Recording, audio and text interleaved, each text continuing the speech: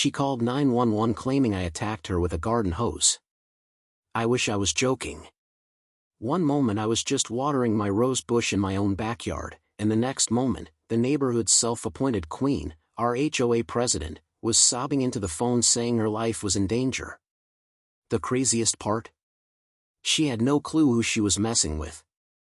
Because while I looked like just another average guy in pajamas, my wife, who usually keeps her work pretty quiet, had a secret that was about to flip this entire nightmare upside down.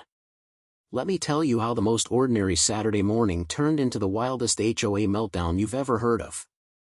My name's Aaron. I'm 45, work in medical equipment sales, and live in a middle-class neighborhood that, until recently, I thought was pretty normal. You know the type: neat lawns, kids riding bikes, the occasional barbecue.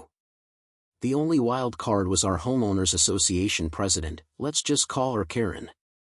Karen was the kind of woman who treated the HOA handbook like it was the U.S. Constitution.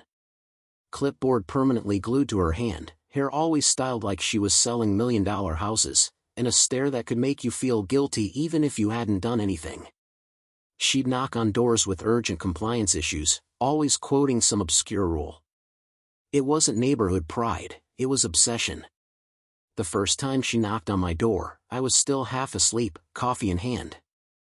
"I need to inspect your backyard," she announced, like she was a police officer executing a warrant. My backyard? For what? I asked. She flipped her clipboard and muttered something about Section 4.7 landscaping standards. When I asked her to show me the actual violation, her face flushed. She had nothing concrete, just her shaky hands clutching that pen. My wife Sophia happened to walk in at that moment, still finishing up a phone call. She gave me that look only wives give, the one that says this woman is trouble. Sophia whispered, "Ask for proper documentation." Always. I didn't know then, but that advice was going to save me. I told Karen she'd need to file a formal written notice. Her jaw tightened like I'd just insulted her personally. She scribbled on her clipboard, practically inventing violations out of thin air: unauthorized rose bush, excessive garden equipment, even inappropriate paint shade. My house was literally the same beige as 6 others on the block, but apparently mine was a problem. She shoved the notice at me and stormed off. Sophia raised an eyebrow. "Classic escalation behavior," she murmured, almost like she was analyzing a case study. I thought she was just being dramatic. I'd learn later she wasn't exaggerating. That night, I thought it was over. Wrong. At 11:30 p.m., my doorbell camera caught Karen sneaking onto my porch, sliding more violation notices under my door like some deranged tooth fairy. No knock, no doorbell, just her, lurking in the dark. Each notice was more absurd than the last: wrong paint shade, suspicious garden equipment, violation of community aesthetic standards. By breakfast, Sophia looked at the stack and said flatly, "She's documenting for something bigger." That calm, clinical tone sent a chill through me. What exactly did my wife know that I didn't? It only got worse. At exactly 6 a.m. every morning, Karen started pounding on our door for compliance verification visits. Imagine trying to sip your first cup of coffee while someone is hammering your door like the house is on fire. And when I opened up, she'd demand to know if I had corrected the violations. Every time, I'd point out the rose bush was perfectly legal. Every time, she'd mutter about people who don't understand authority. Meanwhile, she launched a smear campaign online, creating a Facebook group where she never used my name but made it clear who the non-compliant resident undermining community standards was.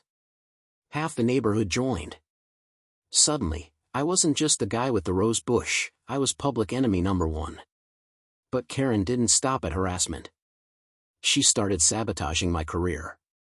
Somehow, she found my biggest clients, 3 major hospitals I supply equipment to, and called them with concerns. One of them even rang me personally, saying a neighbor had raised disturbing allegations about my character and possible police investigations. My stomach dropped. This wasn't a neighborhood dispute anymore. This was war. And through it all, Sophia stayed unnervingly calm. She took notes, analyzed Karen's behavior, and said things like, "She's escalating toward false victimization claims." I stared at her, wondering what exactly her crisis management job really was. She spoke less like an office worker and more like, well, like a cop. Then came the breaking point. It was 7 a.m. on a Tuesday. I stepped into my driveway with a watering can, wearing a bathrobe and slippers.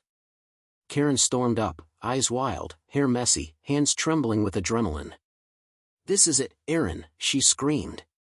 "Time for you to face consequences." I told her she was trespassing and needed to leave. She smiled, one of those creepy smiles that make your stomach twist, and pulled out her phone. "Perfect," she hissed. Right there, she dialed 911, putting on the performance of a lifetime.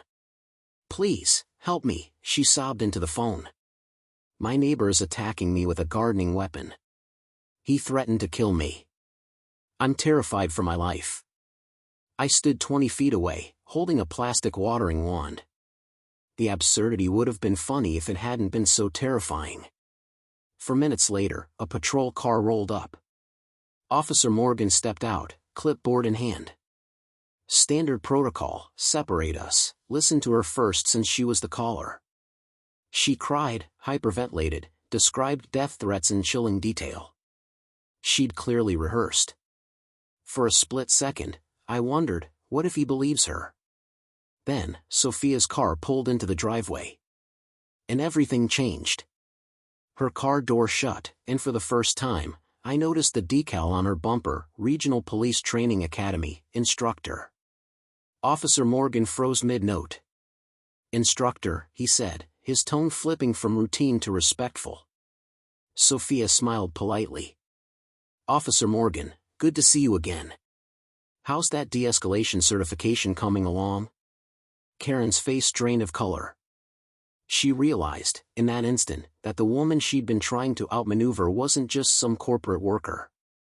She was the one who trains the very cops Karen thought she could manipulate. Sophia calmly reviewed the situation, pointing out behavioral inconsistencies like she was teaching a class. "Note the absence of corroborating evidence, the escalation from minor complaints to fabricated threats, and the premeditated staging of victimization," she explained. Morgan compared her statements to my doorbell footage, me calmly watering plants, Karen advancing aggressively. The difference was devastating. In front of 30 neighbors who had gathered to watch, Karen's entire credibility crumbled. Her ultimate weapon, a false 911 call, had backfired spectacularly. The fallout was swift.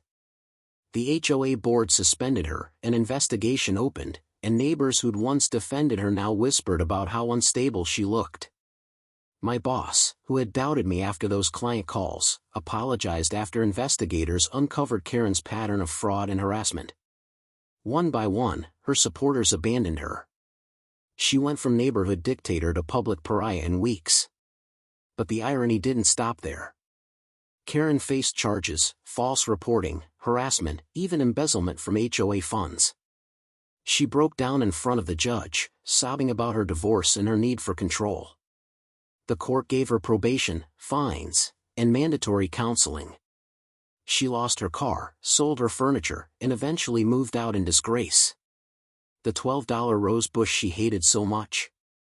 It became a neighborhood monument. At our first HOA barbecue after her departure, we decorated it with flags and a plaque that read, "The bush that freed us." I thought that was the end. Until one night, an envelope slid under my door. Inside was a photo of my house, taken from above, like a drone shot. On the back, in red ink, it read, "This isn't over." The handwriting wasn't Karen's. Turns out, she'd begged her ex-husband to help her keep the feud alive. Instead, he turned the messages over to the police, sealing her fate even further. 6 months later, I got a call from a detective. "Mr. Morgan, we found something in a storage unit connected to Olivia Bennett," he said, using Karen's real name. "You might want to come down to the station. And bring your wife." I looked at Sophia, and for once, she didn't look calm. She looked ready. So yeah, a simple rose bush turned my life into a suburban war zone.